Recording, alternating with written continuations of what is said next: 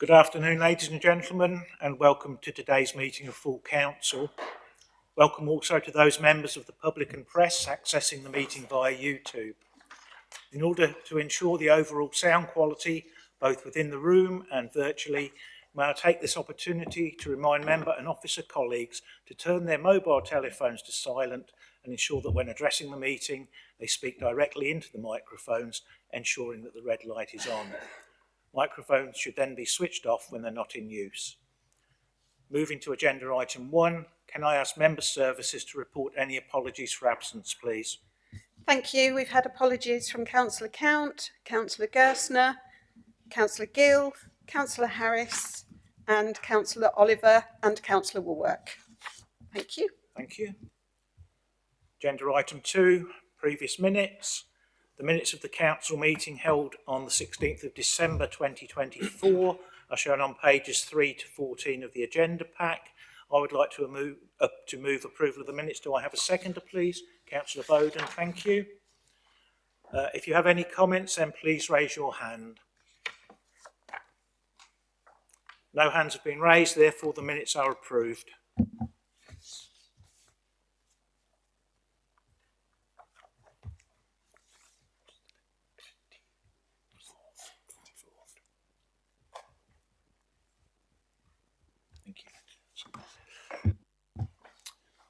Agenda item 3, civic engagements update. For your information, you'll find at pages 15 and 16 of the agenda pack a list of the civic engagements I've attended in the weeks preceding full council.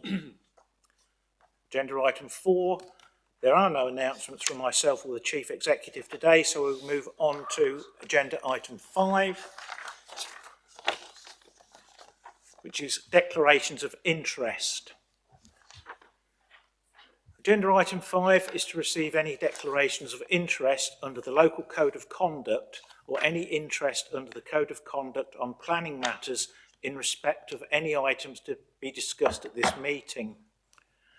Since this is the meeting at which members are being asked to consider and vote on various financial matters, the following reminders are relevant alongside the usual requirements for declaring interests. In relation to agenda items 9 and 10, which relate to the corporate budget and council tax resolution under section 106 of the Local Government and Finance Act 1992, it is an offence for a councillor to vote if they have an outstanding council debt of over 2 months.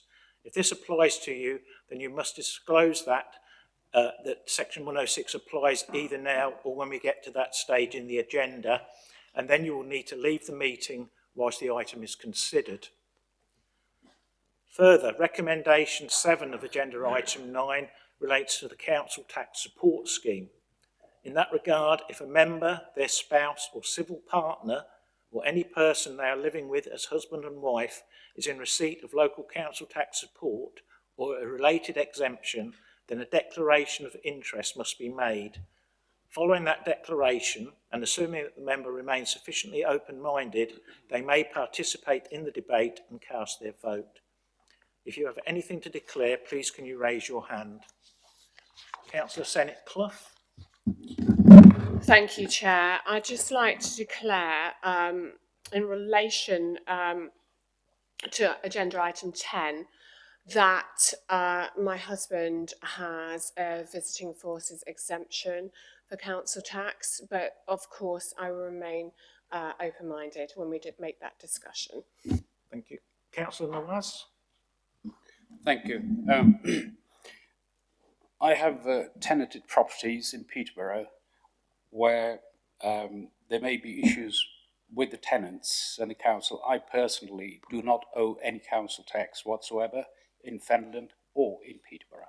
Thank you. Thank you. Are there any other declarations? Thank you. Agenda item 6 is to receive questions from and provide answer to councillors in relation to matters which, in the opinion of the chairman, accord with the provision of procedure rules 8.5 and 8.6. There have been no written questions in accordance with rule 8.6, and we'll go straight to item 8.4. Councillor Booth, you may now ask questions of the leader within the allotted time limit of 20 minutes, please. Thank you, Chair. The first question I've got is regarding the local government reorganisation. So, obviously, the leader attended the recent overview and scrutiny meeting where he gave a very in-depth assessment of what is likely to happen. So I don't propose that we go over all of that again because that probably took about an hour on its own. I just wonder if briefly you can give us an update on what's happened since overview and scrutiny. And I assume that is why the extraordinary meeting has been called in a couple of weeks' time. Councillor Bowden. Thank you very much, Chairman, and thank you, Councillor Booth, for the question. And I'm very sorry that you have asked me not to go over what I said at overview and scrutiny. I don't think it was a whole hour. I think it was only about 50 minutes. Since then, there have been further discussions which have taken place between leaders of various authorities in Cambridgeshire and Peterborough and beyond, and between chief executives of the same councils. And we have further discussions which are due to take place at the end of this week. A lot of consideration is being given to the options which are possible for us to support and the financial information, particularly the financial information supporting various options to ensure that no options being put forward which are not financially sustainable. You are quite correct, through you, Chair, Councillor Booth is quite correct that the extraordinary meeting of Council, followed by an extra meeting of Cabinet, which is taking place next month, is specifically to do with this. I can't unfortunately say what the options are which will be put forward because we still have to have the further conversations with other council leaders and other council chief execs later this week. Even then, it may well be that there won't just be one option which is put forward. But the problems and the challenges, and for that matter, the opportunities that local government reorganisation offers to us are really quite at the forefront of our work in the council at the moment, because they will have such a fundamental effect upon residents here in Fenland. And we have very little choice, to be quite honest, about the process. I think there will be a feeling when it comes to that full council meeting, there may well be a feeling expressed by many that we don't want any change to take place at all in the way the government is insisting, but ultimately it's for the government to decide. And they are asking for our opinions, but then they can ignore those opinions as much as they wish and then impose whatever they wish to impose. So it's a very difficult process to be in. And I think that we just need to ensure that we put forward the best case that we can for the residents of Fenland. Thank you, Chair. Thank you. Councillor Booth. Thank you, Councillor Bowden, for your response. What I'm concerned about is the fact the meeting's been called on a Friday, not a Monday, which is a normal day for a council meeting. So as a result, I have to work for a living. That is one of my shift days, and I can't get out of not working. So unfortunately, I'm going to have to give my apologies. So I was just wondering why we didn't have it, say, on the following Monday, because the Monday is a normal meeting day for a council, and we have discussed this in the past about trying to keep it to the same day of the week in the past. But it's also becoming a bit of a trend. For example, we've got the Audit and Risk Management Committees had to be rescheduled again to a day when I work. So for those of us that work in industries where it's not possible just to sort of change your work patterns at the drop of a hat, it is proving difficult. And I think it's becoming a bit of a trend in this council that we've had a lot of meetings changed at fairly short notice. People get the dates, they then plan a year around what dates they can attend. They even plan their holidays. And it is becoming a bit of a problem because, for example, at the Audit and Risk Management Committee, I don't believe any opposition council will be able to attend because of previous commitments. And there's only one representative on that committee, myself as the main council clerk, who will be on holiday. So, we've planned our diaries around when the meeting was scheduled to take place. And I think this is another example of meetings being planned when it's not optimal for the majority of councillors to meet. Councillor Bowden. Thank you, Chairman. First of all, apologies through you, Chairman, to Councillor Booth for the inconvenience that these two changes clearly will cause. It's the first I've heard about the change on audit and risk management. I'm sure that the change has been made for very good reason. As far as the extraordinary meetings of Council and Cabinet are concerned, I've had significant discussions with the Chief Executive about this week before last. We are constrained by the fact that we have to make a submission to central government by a specific date in March, and we looked extremely carefully at the direct clashes that we were aware of before settling on that particular day. It wasn't a matter of choice to meet on a Friday afternoon. I know that members generally aren't 100% happy about that, but one of the reasons for settling on the Friday afternoon was, for a very short notice meeting, it was the one where there was the most availability from those individuals who were aware of this, because, of course, there aren't that many meetings which are scheduled on Friday because it's not a popular day to hold meetings. Now, if it had been up to me, I'd been perfectly happy to hold it on a Saturday or a Sunday or midnight, whenever. But I know that other people have other responsibilities, and we wanted to keep it at a weekday. We looked at all the alternatives that were available, and that was the one which had the fewest clashes that we were aware of at the time. So I do apologise that you won't be able to be present, through you, Chairman. I do apologise that Councillor Booth won't be able to be present, and we will continue to do our utmost to ensure that meeting dates aren't changed, but sometimes events take place which force them to be. But it's not a good thing to do, and it will only be done, Chairman, through you, when it's absolutely necessary to do so. Thank you, Councillor Bowden. Councillor Booth? Thank you for the response, Leader. I'm happy that you've given those assurances about future meetings. I guess I ought to just put on record that I have done many previous times that I believe that local government reorganisation is badly needed in Cambridgeshire. We don't need 4 tiers of local government, and I feel that, it's a step in the right direction. We've just got to see what the final proposals are, and if we can influence them at all. But that will be for a discussion at a later date. Councillor Bowden, please. Thank you, Chairman, and I would agree with Councillor Booth that local government reorganisation, or rather local government simplification, is very much something which we would want to do. I'm not at all sure that this is the way to go about it, but nevertheless, the government is in control, and the government is the one which sets the rules. I have, Chairman, through you, just been advised of the reason for the change of the date for audit and risk management. It was the availability, Chairman, of the external auditors. Thank you. Thank you. Councillor Booth? Thank you very much. Agenda item 7. In accordance with Procedure Rule 8.1, members will find the portfolio holders briefing reports at pages 17 to 66 of the agenda pack.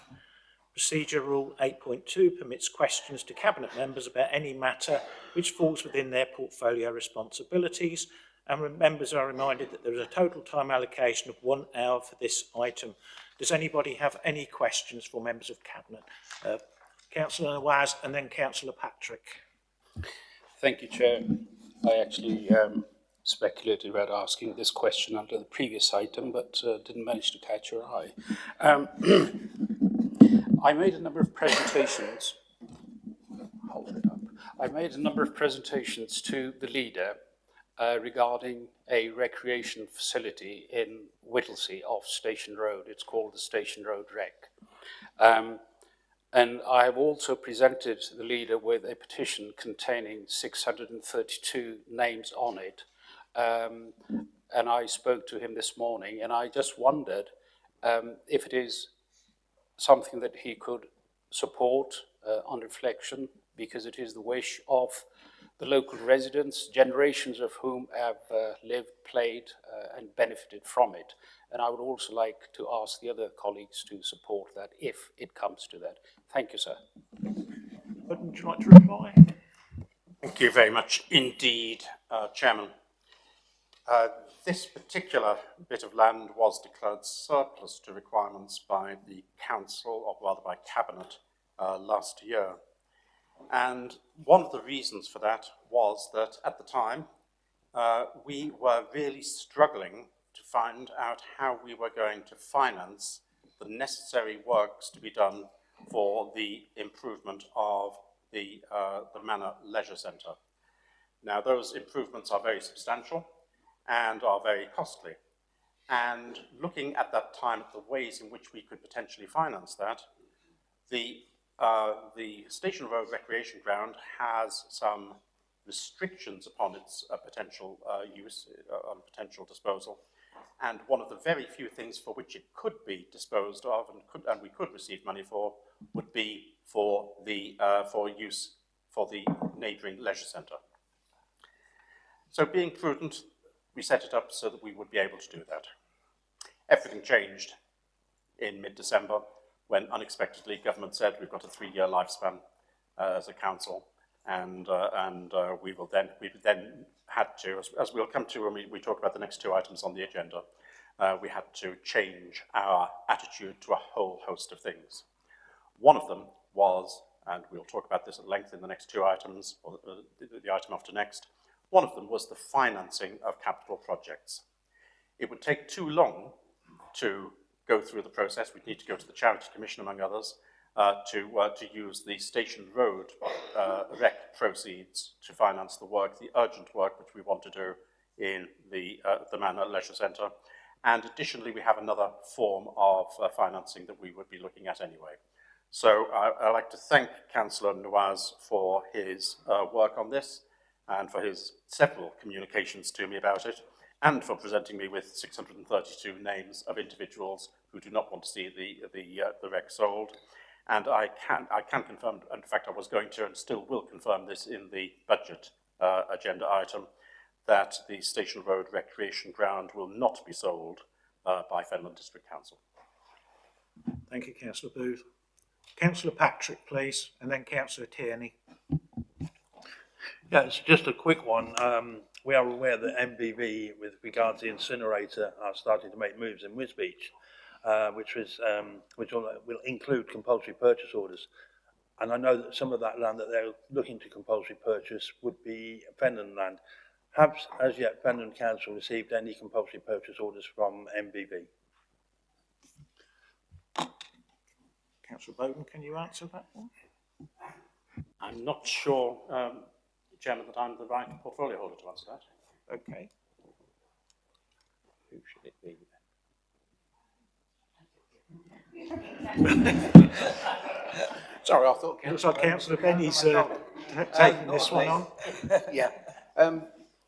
As far as I'm aware, there have been no approaches. In fact, I'm getting a shaking of head from Mark, who is in charge of all assets, and as far as we know, not at this moment.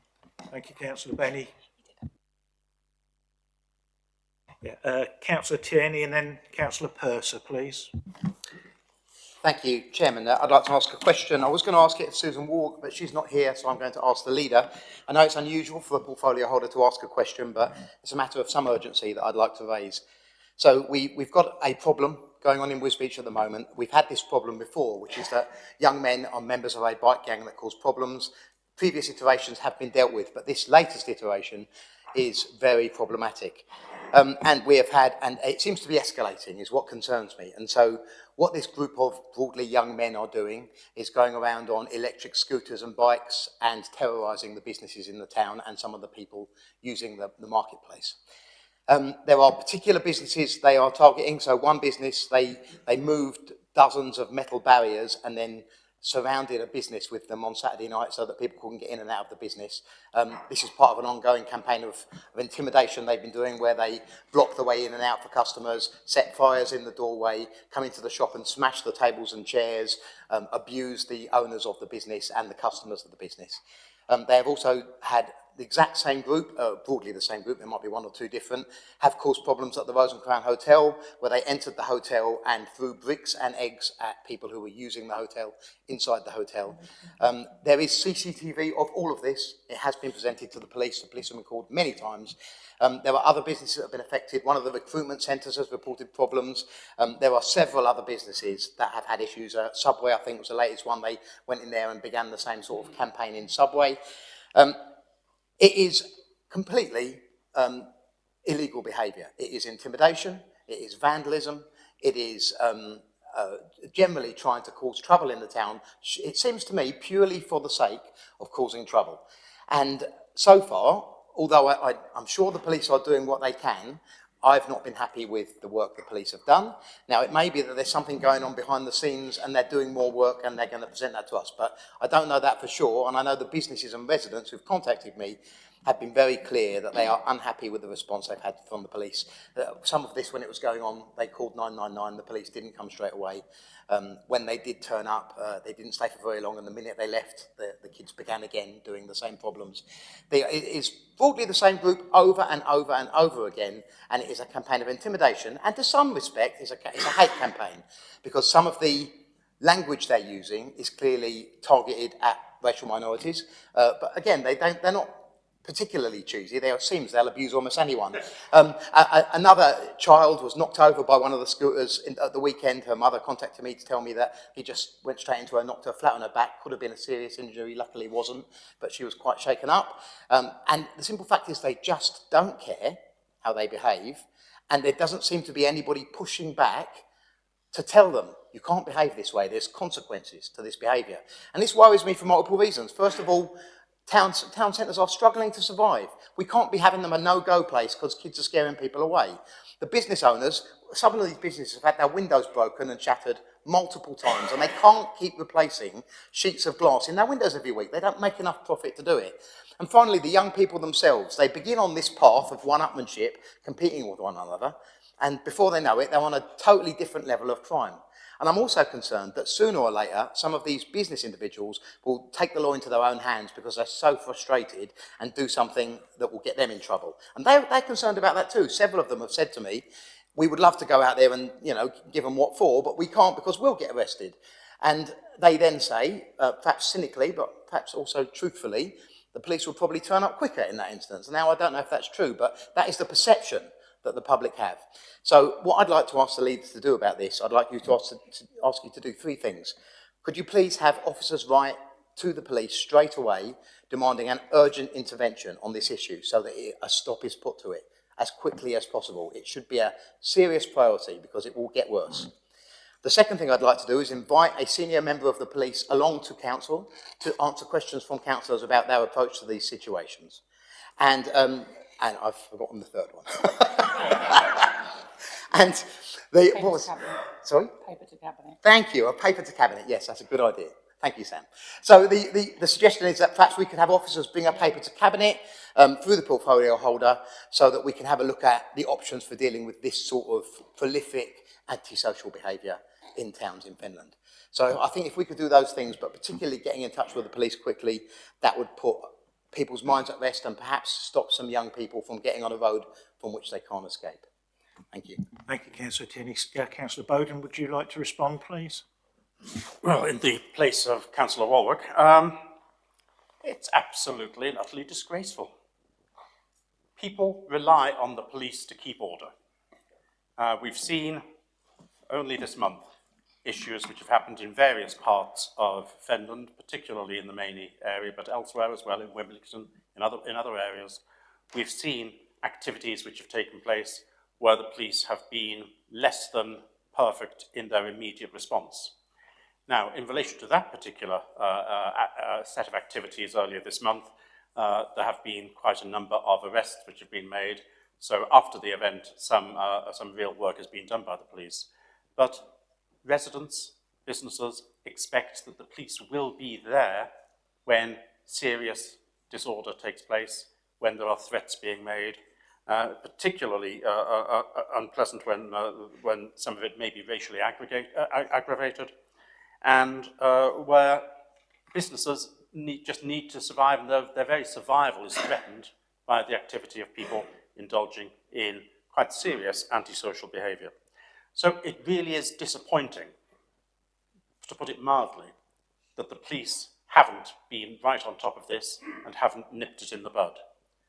Now, I think that I was writing down some things I was going to do, and the first thing I was going to do was to ask the Chief Executive to write a letter to the police to ask them to take the most urgent action on this matter and to get a response from them as quickly as possible. So I'm perfectly happy for that first request from Councillor Tierney to take place. It is the police's job at the end of the day. It's not our job. It's the police's job. And if the police need to be reminded of that, and if this needs to be pointed out at the level of the Chief Executive writing to the Chief Constable or whomever he thinks is most appropriate, then so be it. That's what we must do. The second request about inviting a senior member of the police to come to a next full council meeting, I'm not sure if council may be the right place, maybe the cabinet may be, because I think that the third request which was made, that we do have a paper from officers at our next scheduled cabinet meeting, would be appropriate. It's a few months before we have our next scheduled full council meeting, and I don't think that we can really wait that long. Additionally, I have to say that if this situation continues, and it's almost on a nightly basis, I understand at the moment, it's a very frequent thing that's happening. If it continues, we may not even be able to wait that long for the next cabinet meeting. Now, it's not our job, it's not our responsibility at the end of the day, it's the police's job. And it would be a vote of no confidence in the police if we felt we needed to intervene in this. And I'd be very reluctant to go down that route, but ultimately, the safety of residents and the safety of businesses is absolutely vital. And this sort of behaviour cannot and must not be allowed to continue. Thank you, Chair. Thank you, Councillor Bowden. Next is Councillor Purser, please. Thank you, Mr. Chairman. First of all, would you excuse me for not actually being able to stand this situation? I do apologise for that. My question is to Councillor Bowden. I understand it's actually proposed to close the Neil Wade sixth form part of the college, which would be most disappointing if that actually happens. Is there any way that any power that this council has, any way that this council can actually prevent such thing? I personally, I'm sure many other councils actually went to that and found it most valuable. Councillor Bowden, please. Thank you, Chairman. I'm certainly getting plenty of questions on matters which aren't my direct responsibility, and this one isn't even my indirect responsibility, because it is not a function of the district council to have anything to do directly with the education provision, or even indirectly. Having said that, we do have an interest in the residents and the children of the area, and I particularly am concerned about an issue which all of us should be aware of, and a very difficult one, and that is, how do we ensure that the skills level of local people, not just children but adults as well, but how do we ensure that those skills levels are improved? Because within Finland, this is a historical matter going back a long period of time, but the skills levels that we have are among the worst in the country. And in order to have greater opportunity being given to people, it's essential that we find ways of improving those skills. Getting rid of the sixth form at Neil Wade, it goes completely against that. So I think it's a highly regrettable suggestion which is being made. It's not one which we control, but I do note that a campaign is being undertaken by the MP to try to persuade the relevant authority to make a change on this. I hope they do make a change. Unfortunately, there's not that much we can do. Thank you. Next, I've got Councillor Hoy, please. Thank you. Again, this is going to be another one that's not your portfolio, unfortunately, to the leader, but obviously with holiday absence. It's about health. It's regarding the Community Diagnostic Centre in Wisbech. So we had a lovely new diagnostic centre built, but unfortunately it does not seem to be being used. It doesn't seem to be available for booking. GPs don't seem to be referring patients to it. And we have been told that the MRI scanner has been moved out of it now as well. So we've got Wisbech residents having to now go to Ely or to Peterborough or over to Kings Lynn for routine appointments that were supposed to be happening within Wisbech. Now, I don't know why they've decided to do this, whether it's a cost-saving exercise, but it seems very wasteful to build a brand new building and then not use it. So could I ask, please, that we again ask the Chief Executive to write to the ICB and perhaps invite them to the next overview and scrutiny meeting, because this is an absolute waste of money. I know, obviously, taxpayers, you know, it's not like council taxpayers, but it's still taxpayers on the whole have paid for this, and people say about the NHS doesn't have enough money, but they seem to have enough money to build empty buildings for people to be in. Thank you. Councillor Bowden. Thank you. Chairman, again, not the direct responsibility of Fenland District Council, but we do have a role to play in promoting local health. And in this particular case, I was absolutely astonished when this story broke.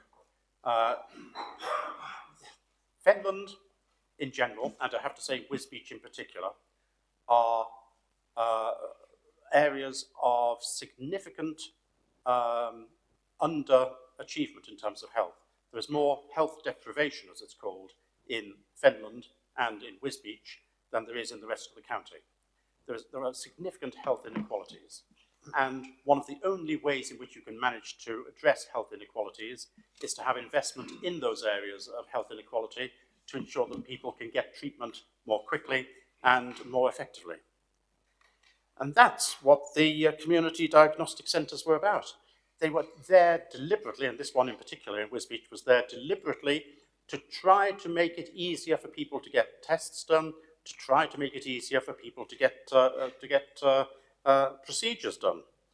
And it was done because Wisbech in particular, and Fenland in general, but Wisbech in particular, suffers from such negative health inequalities. So it is now astonishing to hear, after, 18 months? It's astonishing to hear that there still isn't a general pattern of GPs being encouraged to refer patients to the CDC. It's even more astonishing that the CDC still isn't on the app that people can use in order to make their choice of location for tests and for treatment. And most astonishing of all, the fact that the MRI scanner, which was supposedly taken away temporarily for a particular reason some time ago, that's not been returned and there seems to be no intention of returning it. It is completely against what the ICB say that they're doing, because the ICB claim that they are taking action to reduce health inequalities. But the actual actions that they are taking are going to increase health inequalities. So it's absolutely essential that the ICB is made aware of our grave concern about this.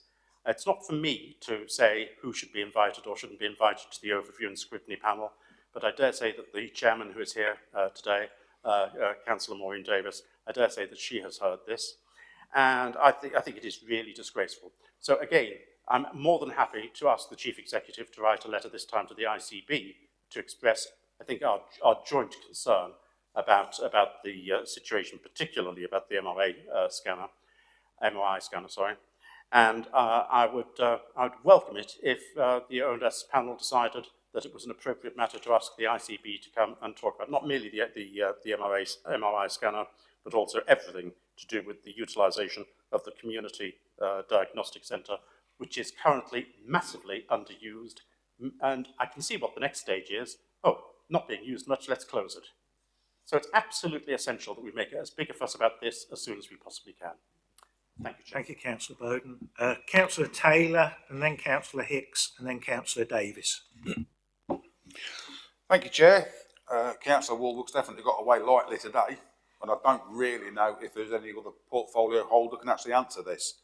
But the Farmers and Related Industries mental health programme, valued at £10 million a year, has now been withdrawn from central government. Have we actually got anybody in Fenland who can deal with agricultural and industrial mental health issues that details basically I can pass on to the industry to say we have got somebody here within Fenland? I say I don't know whether any of you guys can actually answer that one. If not, I'll leave it for Councillor Woolworth for later on. Thank you. Thank you. Councillor Bowden, is there anybody you could suggest? Thank you, Councillor Taylor, for that question. No, I'm not aware of anyone who is employed by Fenland District Council who has the qualifications in order to do that.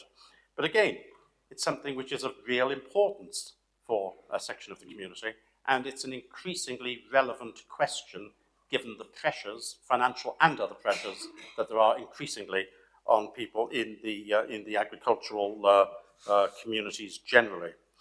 My thought is, again, that one of the best ways in which we could approach this is through the ICB. And again, if I may again impose upon the Chief Executive that I think that it's appropriate for us to raise this issue with the ICB, but also it's a matter for County Council because it is a public health matter, or should be considered to be a public health matter. So I'll take it upon myself to seek the inclusion of this within, if not the next agenda, then the one following of the County Council's Health Committee. Thank you, Councillor Bowden. Councillor Hicks, please. First of all, I must excuse me, as I've just come from the dentist, so I'm a bit numb in the mouth.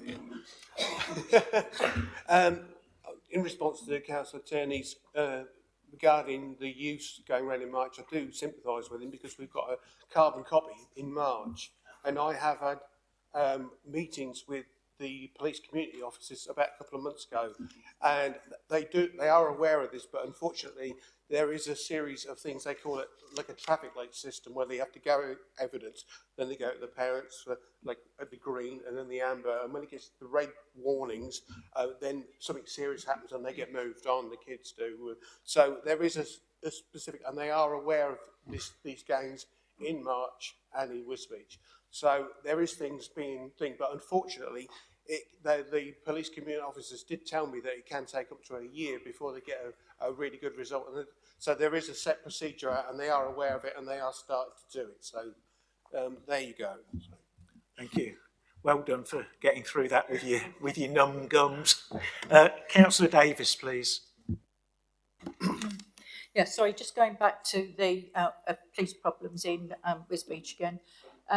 ONS is quite flexible, so if that can't go to Cabinet because of a time frame, it could come before ONS and we could ask the police to attend ONS.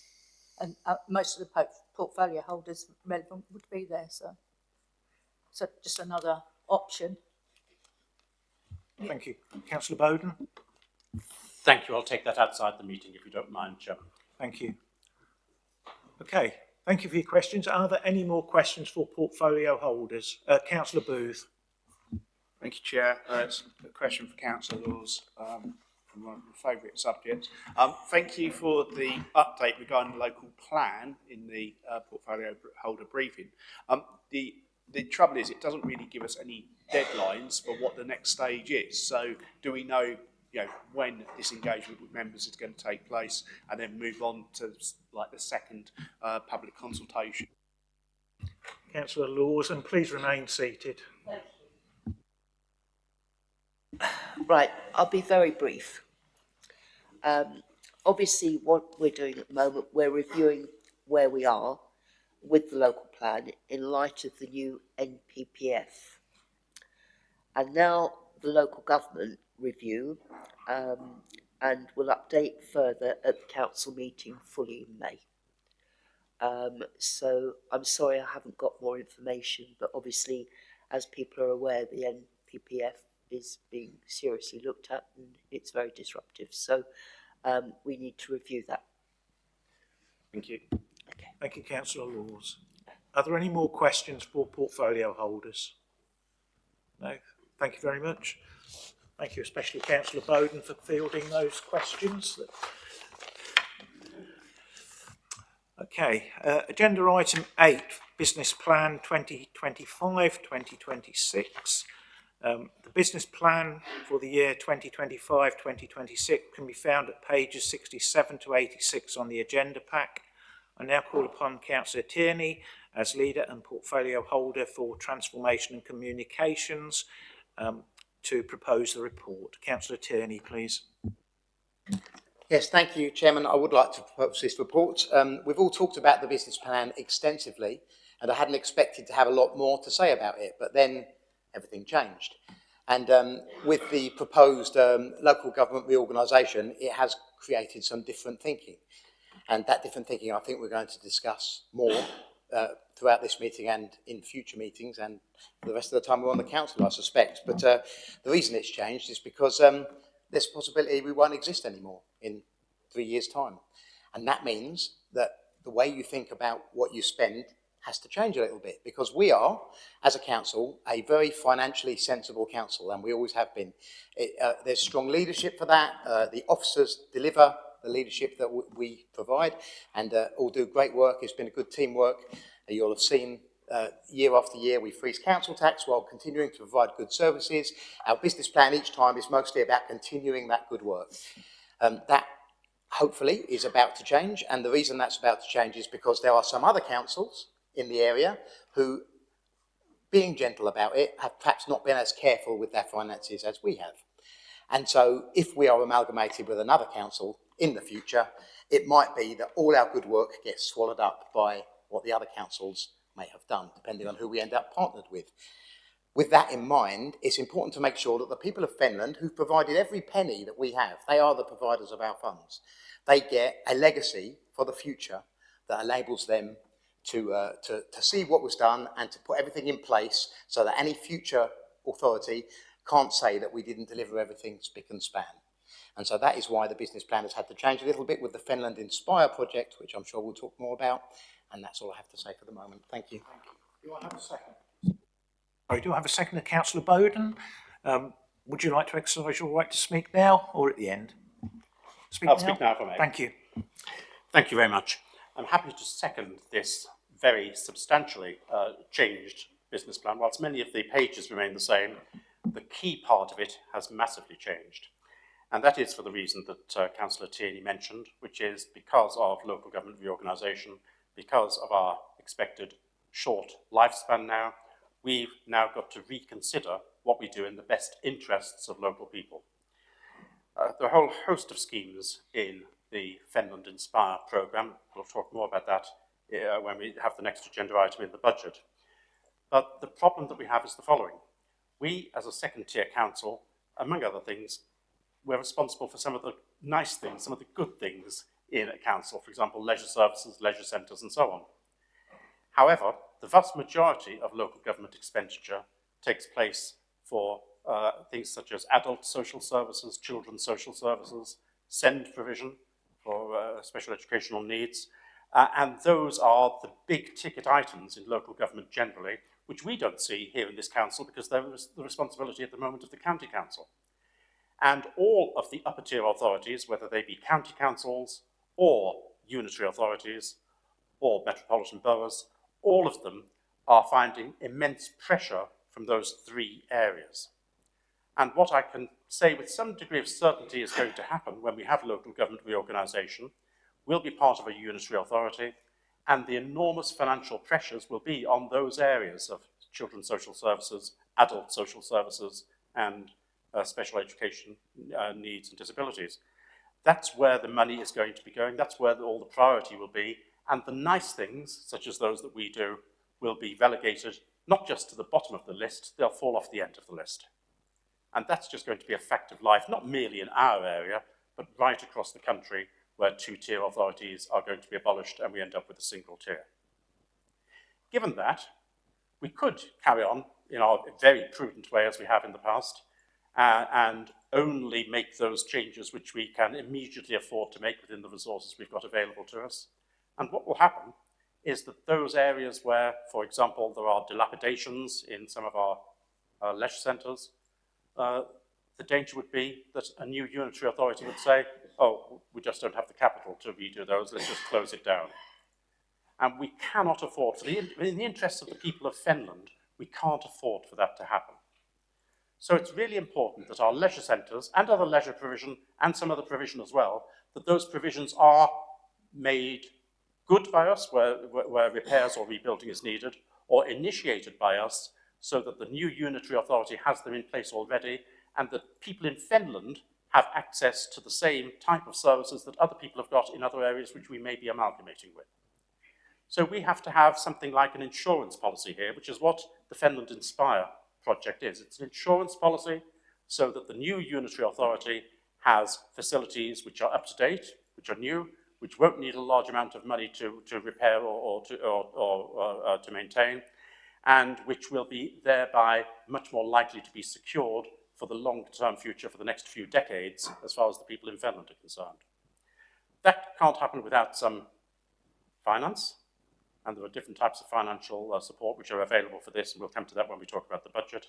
But it does mean that we do need to change our business plan to change the emphasis of what it is that we need to do. It's not just steady as we go now for the next year and have gradual improvements.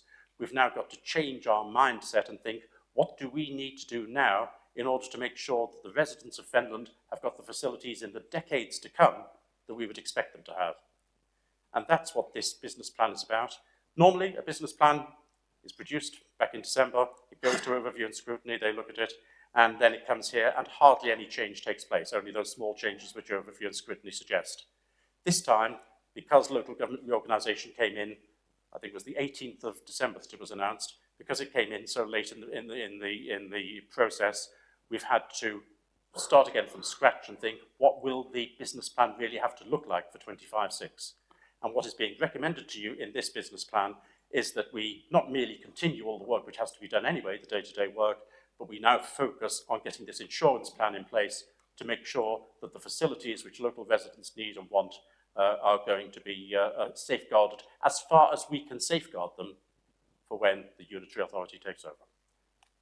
Thank you, Chairman. Thank you, Councillor Bowden. The item is open for debate, and I would remind members that for all the debates, you can only speak once. Would anybody like to speak on this item? Thanks, Chair. Just a few points. Obviously, we did discuss this at overview and scrutiny. One thing I would suggest is that a spell check's done of the document. Page 74, beginning page 6, there's a spelling typo. The one thing I did raise at overview and scrutiny, which I don't think has really been incorporated, is around the lack of emphasis on rural areas. But obviously, we are in a changing landscape now as far as local government goes. And also, in the past, it's been normal to include an appendix with details of what the consultation responses are. In this report, all we've got is a paragraph saying we've had so many responses and not what the comments are that people have provided. So we can't see if we've actually taken on board those comments. But as has been said, we're in a changing landscape. It's going to be adjusted quite dramatically, I think, over the next few years. Thank you. Would anybody else like to speak on this item? Councillor Tierney, would you like to sum up, please? Only that I think in a bad situation, which is the situation, I think it's bad that this council faces being removed. I know not everyone agrees, but I think there'll be a real loss of localism and the ability to try unusual things that other people don't try, like free parking, for instance. Those things will go away. But in the face of a bad situation, this is quite a good news story for all of us, I think, and for all the people of Fenland, because if we deliver this as a legacy for the future, we'll all be able to look at it and say, well, we did everything we could. So please support it. Thank you. Thank you. Members, the recommendation at page 68 is for full council to consider and approve the business plan for 2025-2026. Is that agreed? Thank you. Go on to agenda item 9. Item 9 is in relation to the corporate budget and medium-term financial strategy to include recommendations in relation to council tax support, and the report can be found at pages 87 to 154 of your agenda pack. Members are reminded that in relation to this item, paragraph 15.4 of the standing orders requires that a recorded vote is taken. I now call upon Councillor Bowden as leader and portfolio holder for finance to propose the report. Councillor Bowden, please. Thank you, Chairman. I always look forward to this speech each year because it's a culmination of work which has been done all the way through the year. And I have to say that the hard work isn't done by me. The hard work is done by the officers in the finance department and all the staff who support them. And from the very beginning, I'd like to thank Sean, who isn't here at the moment, Mark and Peter for all the work that they've put in what has been a much, much, much more difficult budget process than I think any of us have ever seen before. It was never going to be easy because there were always pressures as far as finance is concerned. And as you know, we in this council, we operate all the way through the year to try to make sure that costs are reduced and that spending is reduced, income is increased, and that we manage to get the best budget position that we can as far as the council is concerned, get the best outturn that we can. And we have fairly consistently, over many years, substantially done better than budget when we have the final outturn for a year. And that, again, it's not because of me, it's because of the work which is done by officers on a month-in, month-out basis to keep control of spending. As a result of that, some of you will remember that when I became leader, I set up a budget equalisation reserve. And the purpose of that was to ensure that where we did end up with a lower amount of spend than had been originally suggested in the budget, that we put that money to one side for the time when it might be the other way around. Now, I didn't ever really expect that we would find ourselves in a position where a significant amount of that money may need to be used fairly quickly, but that may be coming up over the course of the next 3 years. Because on the revenue side, we've got many challenges which are going to take place over the next 3 years before abolition, which will make it very difficult to keep a budget, a prudent budget, as we have done in the past. Nevertheless, we went through the normal process. We came out with our figures in December. As is very often the case, the first figures which come out for a proposed budget are far more pessimistic than the final budget, and still yet more pessimistic than the final outturn is. That's the normal way in which these things work, partly because officers are very prudent in the numbers that they place before you. They don't indulge in wishful thinking. They tend to err on the side of caution, and they'd rather present a worst case scenario rather than necessarily an over-optimistic scenario. And that's been done consistently over many years, and I have asked officers to continue to operate in that way because I think it's a very sensible way to operate. So let's start off with the current financial year 24-5, which is in here. And in the current financial year 24-5, we're still showing a projected deficit of about £350,000. I am moderately optimistic. I'm certain, as certain ones can be, that that figure is going to come down when it comes to the end of the year and the outturn is calculated. I'm moderately optimistic, and I'm looking at finance officers here to see their reaction. I'm moderately optimistic that that will actually turn out to be a surplus at the end of the year rather than a deficit, but we'll wait to see on that. And there are a number of reasons for that, some of which happen every single year, such as the way in which cut-off operates, and there are other ways as well. And I see that Mark Saunders is just tossing a coin there to try and work out if it's likely to be the case or not. But one thing which is certain is we will have a better position, in my opinion, we'll have a better position in the outturn for 24-5 than we've got in these figures before us at the moment. And that's generally been the way year after year after year. Nothing unusual about that. So we faced a situation, as we've faced plenty of times before, where the apparent costs that we've got in front of us and apparent income make it look as though we've got a real challenge ahead of us for the forthcoming financial year. And again, some assumptions had been made within this, which are very pessimistic assumptions, but based on maybe on experience rather than necessarily on hope. One of the biggest assumptions which is made is to do with homelessness and the costs of homelessness. Now, it's been mentioned before how we have some significant costs to do with homelessness, particularly irrecoverable costs to do with bed and breakfast. And efforts have been made substantially over the last 12 to 18 months to start and then increase the number of properties which we ourselves own or control, so that instead of going into bed and breakfast, homeless families, homeless individuals are able to go into premises where we are able to recover the costs which are involved, unlike much of the cost for bed and breakfast.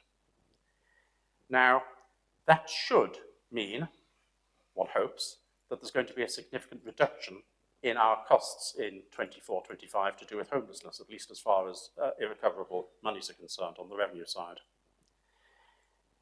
There are continued pressures in terms of greater numbers of individuals contacting us, claiming to be homeless and seeking our help, some of whom are legitimately homeless under the law, some of whom aren't. And the fear is that despite all of the investment that we've put in for so many new properties, that we will continue to have significant numbers over the course of the year 25-26 of individuals who end up sometimes for longer than we would like, sometimes even maybe longer than the prescribed period in bed and breakfast, where we'll again have those irrecoverable costs. And it's been assumed in these figures that that is in fact what's going to be the case. I have hope that with the very high quality officers that we have in that department, under the leadership of Councillor Hoy, I have a hope that in fact our costs are going to be significantly less in terms of bed and breakfast, in terms of irrecoverable monies. They're going to be considerably less in 25-6, both than in 24-5 and than what is in this budget at the moment. Time will tell, but the figures which have been included here are on the pessimistic side. So I would normally now go through a number of different areas and talk about what the prospects are for cost savings in various areas or potential increases in income in various areas. But we found ourselves in this position when the December figures were produced, and when it came to December the 18th, local government reorganisation again, and it changed our outlook entirely. Now, there's something to be said about being consistent in politics. People need to know what you stand for and that you're not going to change your mind every 5 seconds. But sometimes there is such a fundamental change in the outlook and in what's happening, which isn't under your control at all, but sometimes there's such a fundamental change that you need fundamentally to re-examine the assumptions that you work under, including the financial assumptions that you work under. And that's the situation that we face now. And what is within the budget papers you have in front of you isn't what was produced in December. It isn't what went before the Overview and Scrutiny Committee earlier this year. It contains a very significant amount of primarily capital expenditure. And in fact, if you look at some of the round sum numbers put in there, some £30 million has been put in on the reserve side to do with capital funding of one form or another. And in fact, the actual number that we're talking about in Fenland Inspire is slightly north of £30 million. These are massive numbers.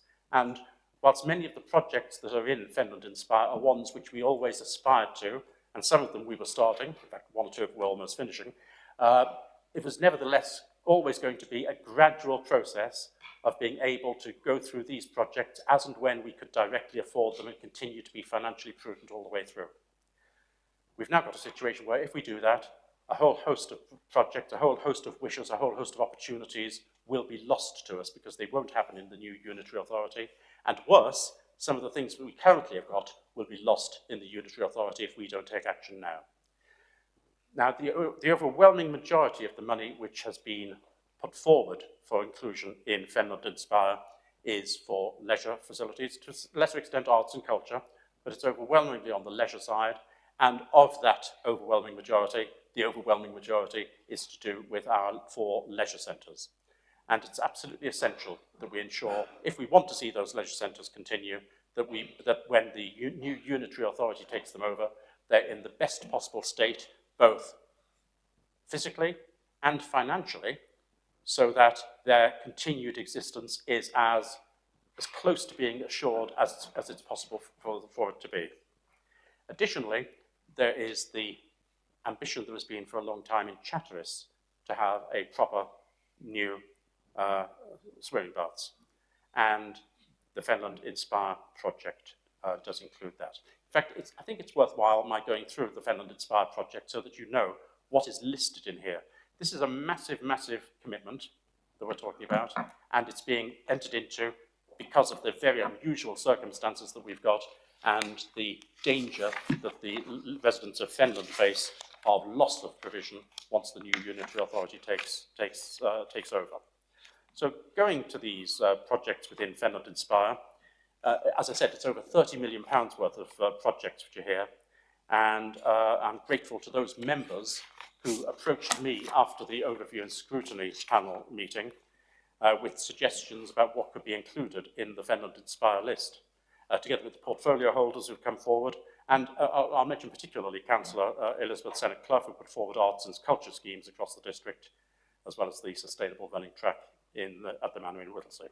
So going through the list as it stands at the moment, and it's not impossible for some of these to change. It's not impossible some of them will fall by the wayside, but also it's possible that some new ones may be added at various stages. But to be honest, £30-odd million is an awfully lot of commitment for us to talk about, and I'd be very reluctant to see that number significantly increase. And I'll talk about where the £30 million can come from later. But going through the list, we're planning to create a Bowls Green in Wisbech Park with associated changing facilities. And Councillor Tierney is the person who has pushed this project forward to be included in the Fenland Inspire list, and I'm very grateful to him for that. Councillor Sam Hoy has put forward an additional splash pad in Wisbech, building on the overwhelming success of the first splash pad there. And that's been included on the list. And Councillor Hoy has also suggested, and I've agreed subject to the decision of today's full council, that the 11 to 12 High Street project shortfall be met from Fenland Inspire, in addition to the much smaller shortfall on 24 High Street project, which has been discussed at Cabinet today. If we, in our remaining 3 years, don't complete the 11 to 12 High Street project, then that could remain a very prominent eyesore in Wisbech town centre for decades to come, as I can't see it being a priority of our new unitary authority with all the children's social services, adult social services and centre pressures that that authority will face. Councillor Senator Clough has suggested that the Wisbech Chapel building could be repurposed and that it would be suitable as a district-wide arts and culture centre. So that's being investigated by officers as part of the Fenland Inspire project. Councillor Sidney Amafidon has suggested 3 further schemes in Wisbech: floodlighting and possible fencing for the Clarkson Memorial, floodlighting for the War Memorial, and for 100 metres of the pathway in Wisbech Park to be renewed, as it's currently not fit for purpose, especially in poor weather. I'm more than happy to include those. But by far of the greatest part of the Fenland Inspire expenditure is proposed to be on our 4 leisure centres, bringing them up to a standard which should make it far easier to justify keeping them open after the new unitary authority takes over. And this was covered at some length in the Cabinet meeting earlier today. I'd specifically like to thank Councillor Anne Hay, who has strongly lobbied both Councillor Miscanton and me to include the long-wished-for new Chatteris swimming baths in the Fenland Inspire programme. And thanks to her lobbying, the swimming baths are included and will progress immediately with the rebus stages 0 to 2 for this project. I'd also like to thank Councillor Hacknawaz, as mentioned in questions earlier, for organising the petition to ensure that the Station Road recreation ground won't be sold in order to contribute to the costs of the major refurbishment of the Manor Leisure Centre. And I'm pleased to be able to announce, subject to this budget being passed, that the Fenland recreation ground will not be sold by FDC so long as this budget is passed today. We'll also be looking at district-wide assessment of new play equipment. And Councillor Count, who isn't here today, has put forward that the March Old Auction House, I believe it's called, at Floods Ferry, that be put forward for a new headquarters for the rugby club and new pitches available as well. It's a subject he's been advocating for several years. And Councillor Count and Councillor Jan French have also put forward that the March Country Park should be pushed forward and developed as quickly as possible. Within Whittlesea, I'm seeking the acquisition of the Whittlesea Monastery, which some of you may know about, which is in Market Street and which has the really quite important wall paintings on it, which were discovered a couple of years ago. And by our acquiring it, we could manage to make sure that that's developed and then sold on in such a way that the wall paintings will be both properly preserved and be available for public inspection. We also will have, again, thanks to Councillor Senator Clough, a proposal to create a sustainable running and walking perimeter path around Whittlesea Manor Field. And I know that officers, together with Councillor Senator Clough, actually went to the site a few days ago in order to see how that could be progressed. Councillor Maureen Davis came forward with a suggestion about a plot of land which we own, which we were going to dispose of, but which Councillor Davis suggested would be a very useful addition and be a village green for that particular part of Wimbledon, and be happy for that to be included as well within the project. Councillor Pete Murphy, as portfolio holder, has looked at for some time providing 3G pitches in 5 different locations across the borough, across the district, sorry. And these have been looked at and been reported previously by various officers. And again, this is something which can be resurrected and can move forwards. Councillor Jan French wanted to speak to me about St John's Graveyard in March. And I was wondering, what on earth does she want in the graveyard? But it turned out there is an empty chapel, an extra empty chapel there, which could be put to much better use than well, it's put to no use at all at the moment, effectively. Could be put to much better use. Happy to include that as one of the capital projects we've got. And finally, although it's only partially a capital programme, we have the long awaited improvement of civil parking enforcement, where it's going to be necessary for us to move forwards and ensure that we no longer have to rely on the police to get proper parking enforcement right across the district, not merely outside schools, but in our town centres and elsewhere as well.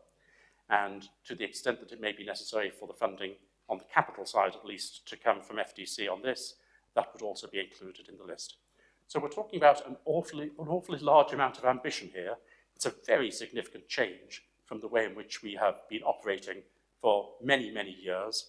And this change is taking place because it would be stupid of us, in my opinion, certainly stupid of me, just to say, let's just carry on the way we have before, when the fundamental reality of the situation has changed so substantially, thanks to the government deciding that they want to introduce the local government reform in the way in which they're planning to, and with the timescale that they're planning to. We do have, although it's technically the next agenda item, within all of this, we will continue, it is proposed, not to increase the council tax. We've now had 8 years of either freezes or in a couple of years reductions in the council tax, and I think it's really important that we recognise the pressure, the financial pressure, that many families in Finland are suffering from at the moment, from a whole host of different things. I don't need to list them. And why should we just add to that pressure when we have the resources available to us to continue to do this internally? Even though, I have to say, it would be much easier, as is the case in so many authorities, especially Cambridgeshire County Council, it would be much easier for us just to say, let's increase the council tax by as much as we can, but that's never been the way in which we've done it, and I don't believe it should be the way in which we do it in the future. So we'll continue to protect people, and partly we're using their own money to do this because it's money which they themselves have contributed in council tax in the past.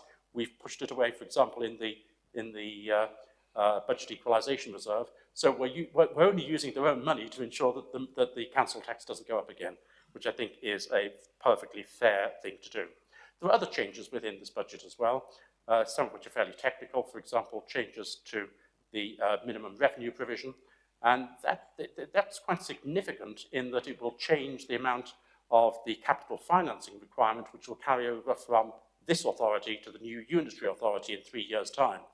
It wasn't really particularly important before about how we chose to charge the minimum revenue provision to the revenue account. The minimum revenue provision being the closest equivalent that we have to depreciation on assets which are purchased using finance. And it didn't really matter which method we used, because ultimately, at the end of the day, the whole lot would end up being charged. It didn't really matter when. Now it does matter because there is a particular cut-off point being, we believe, the 31st of March 2028, when that value will carry over to a new authority. So it's important that our capital financing requirement more accurately reflects the real figure which should be in there rather than the one which we would have had just because we had adopted a default position many years ago and hadn't bothered to change it. So there are a number of different changes like that which there are within the budget as well. But overall, I'm more than happy to propose this budget. I do apologise for the length of the speech. I also apologise for just how disruptive this has been, the whole process, from what we normally have in developing a budget to where we are now. But it would have been irresponsible for me to just ignore the changes made by central government so far as local government reform is concerned. And when you face a significantly changed environment, the only responsible thing to do is to change the policies that you've been putting forward for many years if it's in the best interests of the residents of Finland to do that. In my opinion, this will be in the best interests of the residents of Finland. So far as the money for all of this is concerned, well, we've got a number of different sources. We will always be looking out for external sources of funding for things, as we would have been anyway. It's just that our timescale now is very much contracted, so it may be more difficult to find external funding for some of the projects that we've got in front of us. We do have a fair amount in reserves, more than some places do, and we have about £7.5 million worth of available reserves. I say that with expecting to see a look of shock on the faces of the finance officers, but we do have some significant reserves which can be repurposed if we so choose. We do have Section 106 monies which are available, although we have to be quite careful about those because in some respects they're actually more valuable to us to keep as the last resort rather than have as the first resort, since depending on each one, and each Section 106 agreement is different, but so long as it's acceptable within the time scale, they are at least protected so far as being used for Finland is concerned, in most cases. So they have to be looked at on a one-by-one basis. We've got other reserves, such as, for example, the monies which we've got in the Cambridgeshire Horizons Fund. They have to be spent by the 31st of March 2026. So we will need to ensure that they are spent within the relevant timescale. There is some restriction on what they can be spent for, but it's a fairly minor level of restriction. And we will have to ensure that the whole of that money is spent, otherwise it will get returned to Cambridge Horizons Limited, and we don't want to do that. So there are a number of different areas where on the reserves we will need to prioritise the correct use of reserves. That hasn't really been looked at by me at least yet, and I'll be having discussions with finance officers after today's budget and before the end of April to discuss which way we will look at the financing of items both in the current financial year of 24-25, particularly on that to do with housing acquisitions that we've had, and then on potential financing of what's in 25, 26 and beyond. One thing which is certain in that is that there will be the necessity for some external borrowing. I'm not going to say how much it will be because there are too many imponderables, but it will be a significant proportion of that £30 million, in my opinion. And whilst there are certain rules about that, which I could go into in detail, but I'm not going to, one of the important things about that is that what we'll be doing there is taking on liabilities which will pass also to the unitary authority. It's not enormous compared with some of the debts which some of our partner councils in Cambridgeshire have got. We haven't got almost £500 million of debt as Cambridge has. We haven't got over £300 million of debt, or around £300 million of debt as South Cambridge has got, and that's a debt without any leisure centres as well. So we're in a quite different position from other local authorities, but we believe that this is the right balance between having the ambition for our residents and having such prudence as we can have in the current circumstances to carry this council forward up until the 31st of March 28, when we will hand everything over, assets and liabilities, to the new unitary authority. Chairman, I think I should leave it there. I think I can see some glazed expressions on people's faces. There's only so much that they're able to take, but I'm more than happy to answer any questions and will certainly respond to anything which is said in the debate. Thank you, Chair. Thank you, Councillor Bowden. Do I have a seconder, please? Councillor Miss Scanlon. Do you wish to speak now or reserve the right? Thank you. The item is now open for debate. Would anybody like to kick off the debate? Councillor Sennett Clough. Thank you, Chair. I'd just like to take this opportunity to thank the leader for listening to us and taking forward our suggestions. I know, obviously, the projects that I'm involved with, for example, the walking track around Manor will transform that area into an actual park. It will allow people who use mobility scooters to access that 12 months of the year because it's flooded so much. The chapel in Wisbeach is a really inspiring place. It's got so much potential. When Samantha Hoy actually mentioned that to me, I could see its potential. And obviously the monastery in Whittlesea, to save those 17th century frescoes, it's just going to be amazing. So thank you very much, Councillor Bowden, and all the officers involved. Thank you. Anybody else like to come into the debate? Councillor Tierney. Thank you, Chairman. Obviously, I support all of these in the situation that we're in. I might take a different view if this council were going on for 20 or 30 or 100 more years, but in the situation that we're in, I think this is a perfectly sensible response and still actually quite tame compared to what could have been done. So I think still prudent in its way. I really just want to know the 7th or 8th, whatever it is, year of frozen council tax, because I've always argued as a councillor on multiple councils that it's up to the council to take the difficult decisions, not just immediately pass them on to the public. And when I've said that in this council, everyone's agreed. The opposition have agreed. Everyone's agreed, because I think this is one idea that we share, which is that, you know, we already tax enough. We already take enough money from the people. And if we can ease them in difficult times, we should do. And I think that's something we all agree on. So it's good news. Thank you. Thank you. Councillor Nawaz, please. Thank you. Well, quite an accomplishment, I think, listening to this speech. I wonder how long it took the leader to prepare it and how the officers cope with it. I understand the complexity of preparing these budgets and making sure that they are balanced. With the added complexity of the proposed local government reforms, it was obviously a very difficult task. I would like to thank him and thank the officers who participated in this. But above all, if I may take the opportunity to thank the leader for sparing, or we are hoping that the Station Road recreation facility will be spared if the fellow councillors vote in favour, which I hope they do. Also, the Manor Leisure Centre in Whittlesea, I think it is an important facility. We need more open spaces as the secondary health facilities are becoming more and more difficult to balance with the needs. I think the emphasis on preventative care is becoming more and more important and evident. The fact that we have more open spaces where you can get away from these cluttered pepper pot roads and traffic generating enormous amounts of toxic gases. We need somewhere open to relax and enjoy. It is also important, I think, for physical as well as for mental well-being. And I would add to this the similar needs for the children and urge the officers, the cabinet and the council to look towards providing more and more children's play equipment in the local parks.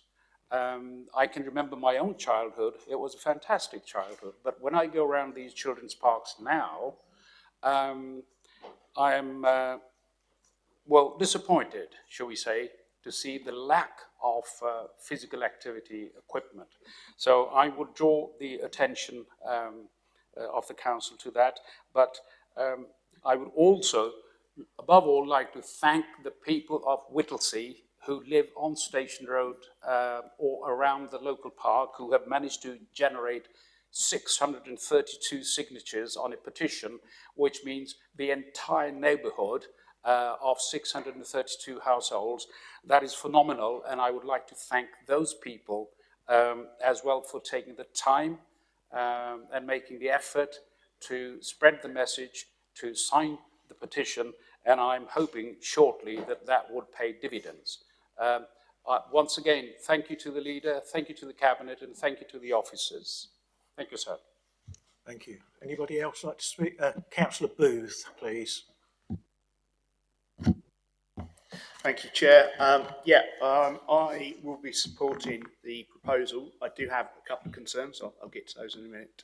But one of the things I am glad to hear about is the review of playground equipment. It was a motion I put to this council in 2019, I believe, that asked for all the playground equipment to be reviewed. We're still going through that process, so I'm glad to hear that there's still commitment to carry on with what was being proposed. I would like to draw the leader's attention particularly to some areas in my ward. I think Murrow Village is particularly under pressure with its play equipment. A lot of it has come to the end of its life and it does need to be reviewed and upgraded. We have managed to do some upgrades in Parson Grove and Guyherne thanks to things such as Section 106 monies, but there are many other rural areas that this needs to be dealt with, and it appears that time is of the essence now. So I would ask that they are also included within the projects. I guess my only concern, and I've obviously heard what the leader said about how these projects will be funded, is just the medium-term financial forecast and future years deficits. So at the moment, we're projecting to have a deficit in every year forward from now, because I think effectively the equalisation reserve would be used up this year. There might be a bit left over, but not, I think, enough to, if I'm reading the papers correctly, to deal with the millions that is saying that we're going to have a deficit. So can I have assurances that we will deal with those deficits, because we're still going to have effectively 3 years to go before any unitary comes along, and we've got to ensure we have a balanced budget, as is a legal requirement. So, but yes, I will be supporting this. Thank you, Councillor Booth. Anybody else like to come in on this debate? which case, Councillor Miscandlin, would you like to exercise your reserved right to speak? Yes, thank you, Chairman. I fully support the Inspire thing. As portfolio holder for leisure, what I'm looking at is trying to future-proof the leisure centres and the facilities within Fenland for Fenland residents. They're good, but they're going to be a lot better when this goes through and we start the work on it. It's not going to happen over the next 2 months. It's going to happen over a slightly longer period and will benefit all the residents of Fenland. It's like the swimming pool in March, which is being returned to freedom tomorrow morning. That closed down, everyone moaned about it, but now it's being done, and that's future-proofing that pool for the future of Fenland residents, and I fully support this motion. Thank you. Councillor Bowden, would you like to sum up, please? Thank you very much indeed, Chairman, and thank you all for the comments which you've made today. Just to confirm for Councillor Nawaz's comments, yes, the Manor Leisure Centre, the proposed improvements that we're talking about are included within the project that we've got here. And in fact, there was a significant agenda item in this afternoon's Cabinet meeting all about that. And those members who might not have looked at that yet, you may care to look at the agenda for the Cabinet meeting today to see some of the details about the 4 leisure centres and what is proposed there. One thing I'll mention in particular, there's so much detail in all of this, one could talk forever about it, but one thing which I'm going to mention, because I've been lobbied particularly heavily about it, and I'm extremely sympathetic to the lobbying, is to do with the Rifle Club at Whittlesea, at the Manor Leisure Centre.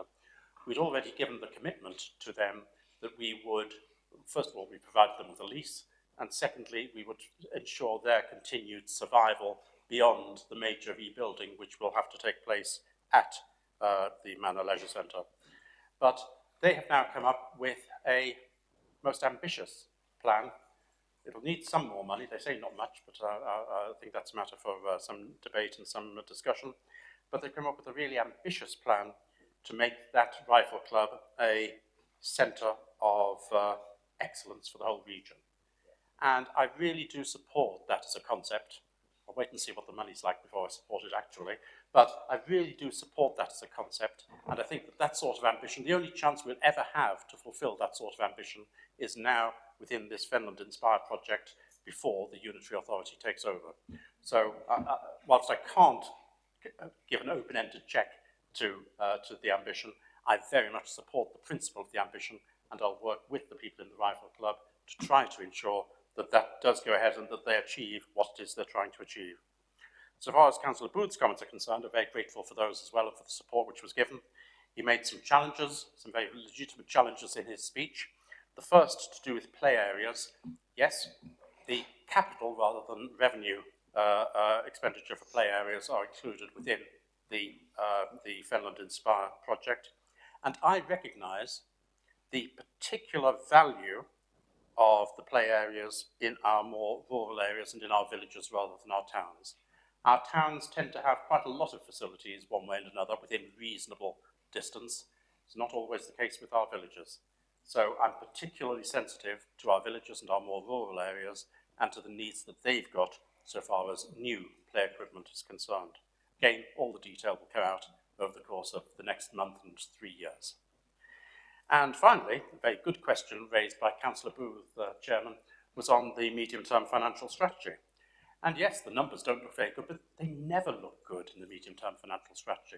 I'd love to know how far back it's necessary to go in order to see a medium-term financial strategy which showed a good outlook over the course of the forthcoming 5 years.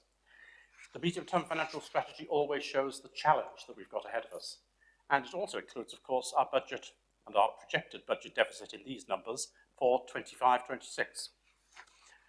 I was going to give a number there, and I think it's dangerous too. I would be very disappointed indeed if the outturn for 25-26 doesn't show a massively, massively better figure than that figure which you see in the budget in front of you. For various reasons, one of which to do with my confidence that the Housing Department will manage successfully to keep control of costs and bed and breakfast, but also because we're already taking action and having discussions about ways in which the deficit can be reduced. And we'll continue to do so.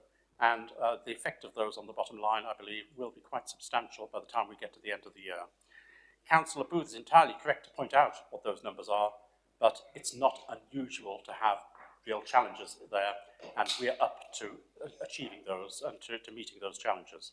Some of you might be surprised by the fact that we've got a medium-term financial strategy at all, which goes out for 5 years, given that we're not meant to exist more than another 3 years. And from a purely technical point of view, we'd be perfectly entitled just to put a medium-term financial strategy forward with only 3 years ahead of us. But because it hasn't yet been passed in legislation, it was felt appropriate for us to continue to show a 5-year projection, however unrealistic 28, 29, and 29, 30 may be.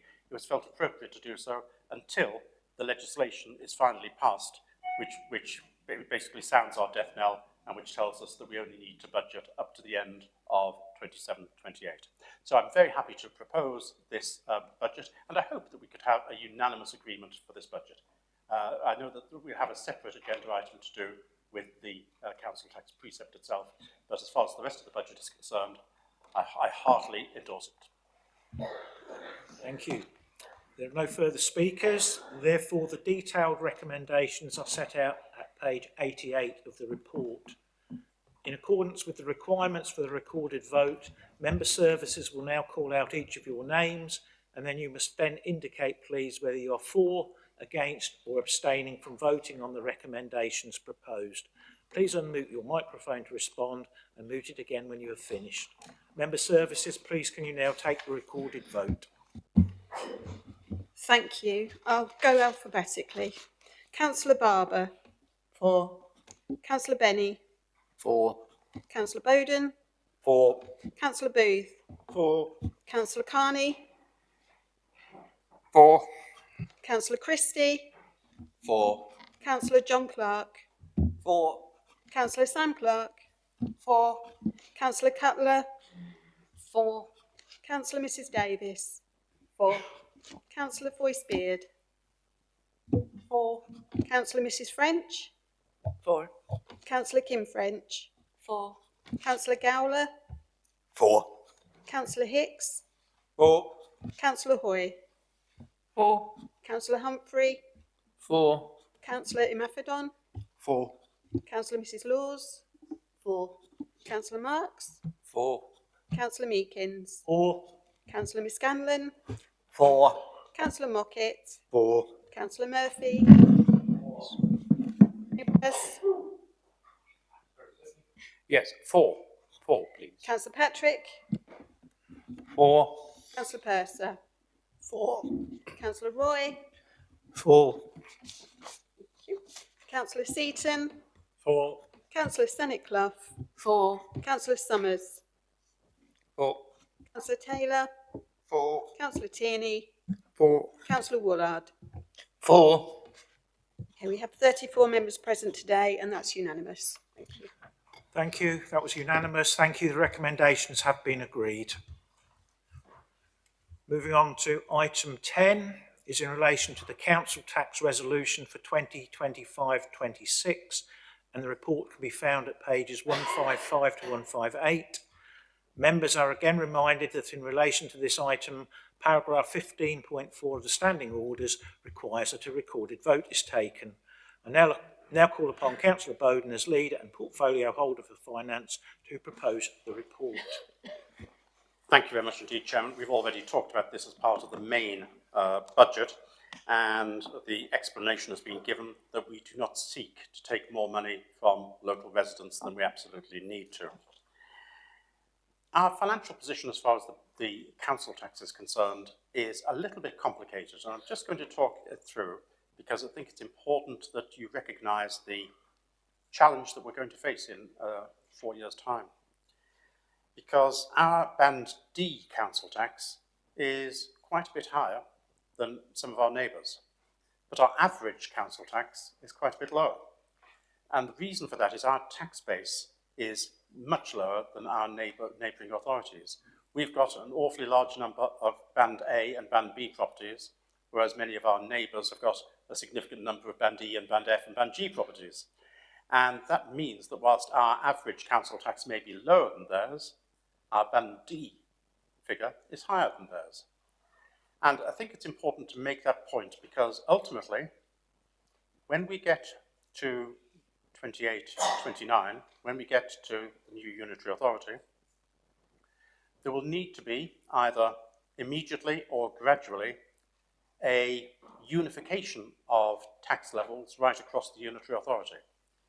And it's important that we don't allow ourselves to be positioned in such a way that the residents of Fenland lose out in that process. Now that's 3 or 4 years away, but as far as the current situation is concerned, it is a real matter of great gratitude I've got to officers that they've worked so hard over so many years to ensure that we haven't needed over the last 8 years to raise the council tax once, and in fact twice in the last 8 years we've reduced the council tax. And long may that be able to continue. We can't say what our financial position will be in a year's time, but certainly it's my intention that we continue to ensure that we do not demand money from our residents unless it's absolutely essential to do so. And certainly at the moment it's not, so I'm more than happy to propose, Chairman, that there be no increase in the council tax for 25-26. Thank you, Councillor Bowden. Can I have a seconder, please? Councillor Mrs. French, would you like to speak now or reserve the right? Now? Oh, reserve. Thank you. The item is now open for debate. Does anybody wish to start the debate, please?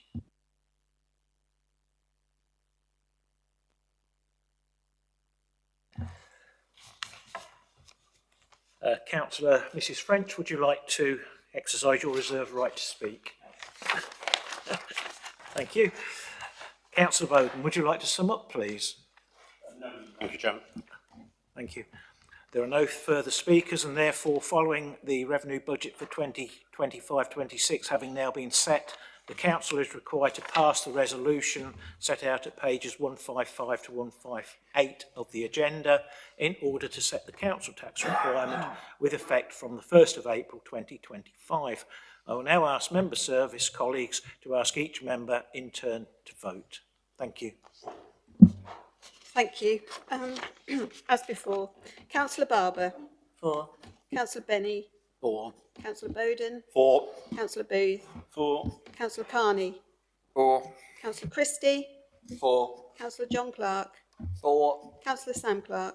For. Councillor Cutler. For. Councillor Mrs Davis. For. Councillor Foyce Beard. For. Councillor Mrs French. For. Councillor Kim French. For. Councillor Gowler. For. Councillor Hicks. For. Councillor Hoy. For. Councillor Humphrey. For. Councillor Imafidon. For. Councillor Mrs Laws. For. Councillor Marks. For. Councillor Meekins. For. Councillor Miss Scanlon. For. Councillor Mockett. For. Councillor Murphy. For. Councillor Nuez. Councillor Patrick. For. Councillor Purser. For. Councillor Roy. For. Councillor Seaton.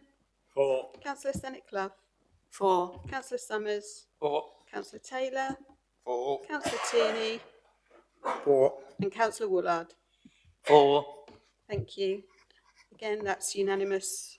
For. Thank you. The resolution has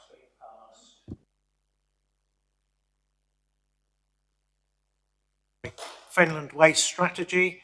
Agenda item 11 can be found at pages 159 to 194 of the agenda pack and relates to a recommendation from Cabinet to agree an updated waste collection system for domestic waste collection required as a result of legislative changes commencing from the 30th of March 2026. I now call upon Councillor Tierney as portfolio holder for strategic waste to propose the report. Thank you. So as the Chairman has just said, this has been brought about because the government has mandated a change to food waste being separately collected. This has to start in a year's time, that's what the legislation says, and as a result we have had to make some change to our waste strategy and waste standard services as outlined in the report.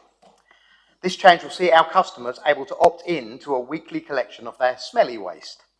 Each property will receive a small outdoor container and a kitchen caddy, along with a supply of sacks to keep things tidy and reduce the smells. This change will be supported with appropriate communications for all of our customers, And any food waste that our customers put in their food collections will be diverted from landfill and energy from waste plants and instead composted to produce gas or electricity locally, along with soil improver for local farmers. Just to answer a couple of questions before they're asked, absolutely none of this will be going to the Wisbech incinerator, no fear of that. And actually, I think this is broadly a pretty good thing. The previous government introduced, the new government has decided to continue with. I think it works quite well for everyone because it means that your food waste is now going to get collected weekly. Most of it's paid for by the government, so there's not a huge extra cost involved. I think in the summer, people who are worried about vats and smells of the bins will find that this is a great improvement. And the fact that we're providing to people who opt in the little bins and the sacks and that is a big help, isn't it? There's also potentially some changes to the way that our dry recycling is done, but the government allowed enough leeway in that for it to not really affect us very much. So whereas some other areas have loads of bins for all different things, we're not going down that route. Instead, we're going to use the one bin for the mixed recycling, and we'll sort it when we get to the end use as we do now. So no massive change there. Hopefully customers will find there's a bit more space in their bin because now the food waste for the opt-ins won't be going in them, so they'll have a bit more space for their normal waste. But let's encourage them to recycle every step of the way. Thank you. Thank you. Do I have a seconder, please? Councillor Murphy, do you want to speak now or reserve your right? Thank you.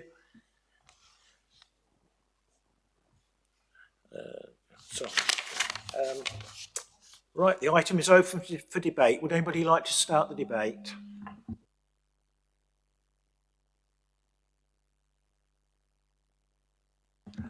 Okay, Councillor Murphy, would you like to exercise your reserved right to speak, please? No? Okay. Councillor Tierney, would you like to sum up, please? No need, thanks. I think it's all been said. Thank you. Thank you, members. The recommendations are at page 160 and ask full council to approve the updated waste service standards and TEEP statement, which are at appendices 1 and 2. Council is also requested to approve the suggested amendment to the waste strategy at Appendix 4 and to note that the Cambridgeshire and Peterborough Waste Partnership are working on an update to the area-based waste strategy, which will be presented for consideration later in 2025. Are these recommendations agreed? Thank you.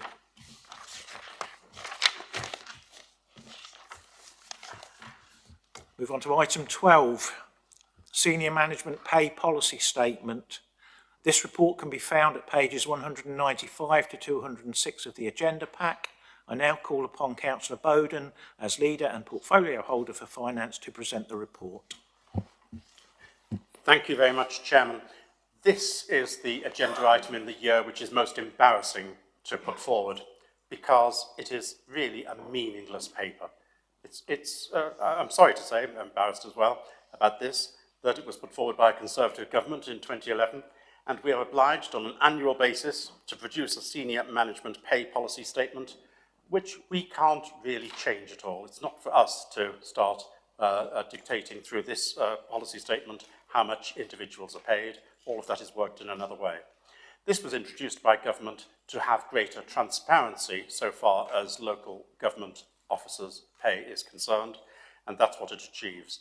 But there is nothing I can say about this to encourage you to vote for it other than it's absolutely pointless not voting for it. We can't achieve anything by voting against this. So, as a matter of formality, I ask you to vote for it just because it's a legal requirement for us to have this pay policy and for it to be approved by full council once a year. Thank you very much indeed, Chairman. Thank you. Do I have a seconder, please? Councillor Nawaz, do you want to speak now or would you like to reserve your right? Reserve my right. Thank you. The item is open for debate. Would anybody like to start the debate? Councillor Booth. Thank you, Chair. I mean, I note what the leader has said. I do agree to a large extent with what he said, that it is almost meaningless because what the then Secretary of State, which I believe was Eric Pickles, didn't actually change was the mechanism for agreeing senior officers' pay. The whole point about this was to curb inflation in senior officers' pay. This is the only mechanism he put in place and it doesn't work. So, but there you go. Thank you. Anybody else? Councillor Nawaz, would you like to exercise your reserved right to speak? Thank you, Chair. Just to say that, repeat what the leader has said, that there is nothing that we can do. It is as it is, and I think the officers do work hard, as we have seen the evidence of it in both the budget and the business plan. So I would fully support this. Thank you. Thank you. The recommendation is at page 19. Oh, I do apologise, Councillor Bowden. I'm getting ahead of myself. Would you like to sum up, please? Thank you. I'm sure the members of the council are perfectly happy to go straight to a vote. I'm embarrassed to say that I agree 100% with everything Councillor Booth said. Thank you, Chairman. Thank you. The recommendation is at page 195. It's for full council to adopt the senior manager's pay policy statement for 2024-25. Is that agreed? Thank you. I apologise again, Councillor Bowden. Agenda item 13, Article 4, Direction. This report can be found at pages 207 to 250 of the agenda pack and concerns the making of immediate and non-immediate Article 4 directions in Wisbech.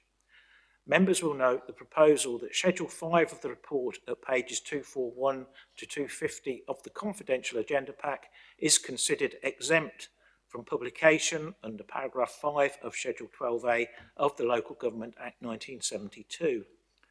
This is because it contains information in respect of which a claim to legal professional privilege could be maintained in legal proceedings. Further, the public interest test has been applied to the information contained, and it is considered that the need to retain the information as exempt outweighs the public interest in disclosing it. Is that agreed?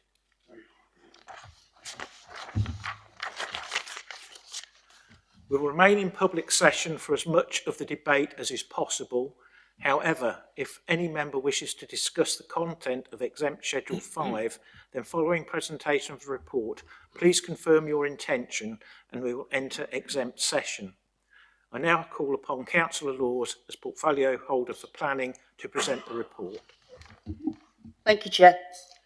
HMOs play an important role in the local housing market in Fenland, offering a flexible form of accommodation that is often cheaper than self-contained housing within the same area. However, it is important that when HMOs do come forward, the council can strike the right balance between facilitating new homes, but also ensuring they are in the right places and designed appropriately. And that is the heart of this proposal. Wisbech has reached a saturation point for HMOs, and particularly the wards of Wisbech Riverside and Wisbech South. So moving forward, if members agree to an immediate and non-immediate Article 4 direction for the town of Wisbech, the existing HMOs are not affected by the proposal at all and can continue to help meet the needs for our residents. But any new proposals for small HMOs will require to undertake a planning application process for consideration. That is something small HMOs do not need to do at the moment. By implementing an immediate Article 4 direction for Wisbech South and Riverside, whilst at the same time implementing a non-immediate Article 4 direction for the rest of Wisbech, we can manage the risk of displacement into the wider area of Wisbech in a proportionate way. At Schedule 4, you will see the range of issues that have been considered to support this proposal. A consultation with the community will commence alongside implementing the immediate and non-immediate Article 4 direction. That consultation will conclude before the pre-election period. This will allow opportunity for both our community and landlords and agents to comment on the proposal. The report sets out legal and financial considerations as part of the proposal, but my assessment is that any risks relating to this can be managed and the advantages for implementation will be of benefit for the town as a whole, particularly in maintaining and encouraging family housing and minimising impacts from large numbers of HMOs in a small geographical area. The recommendations are set out in section 3 of the report. Thank you. Thank you. Do I have a seconder? Councillor Hoy, would you like to speak now or to reserve your right? Reserve my right, thank you. Thank you.